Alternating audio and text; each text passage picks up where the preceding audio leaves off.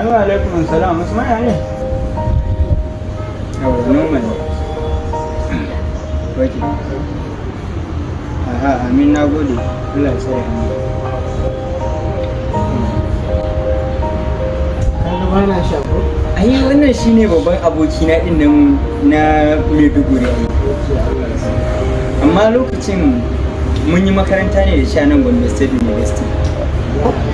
Ce tare kuka yi final ya maki. Haba, kai ai wannan abokin amana ne.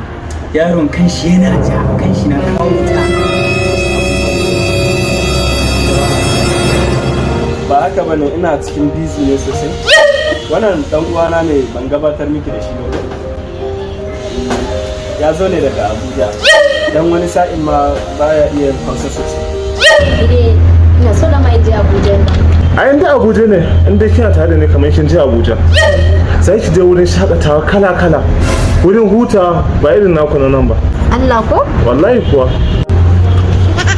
Allah sarki. Ai Abuja ta yi gaskiya dan ni ma ina so shiga sosai. Baby, bakin goshi ne. Ba matsala. Okay, amma ba wani package. Baby ya ne?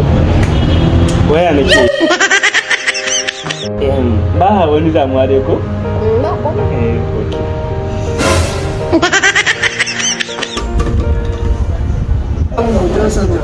Of course, Katina. Allah yana kama da Katina.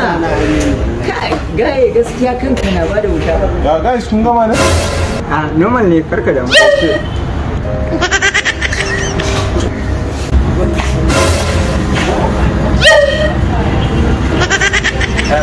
Jeki muna zuwa ko? Kai da ka san komai, kai da ka san komai. Ai ba irin wannan abun ba dacewa ba. Kai da ka san komai ya wuya ne, da mu da wannan abu ce shi. Bai kamata kana haka ba banda. Na, kai ma ga shi da ka ba gaskiya ina, sai dai san maka. Dan ban daya ta kasan. To ga wannan.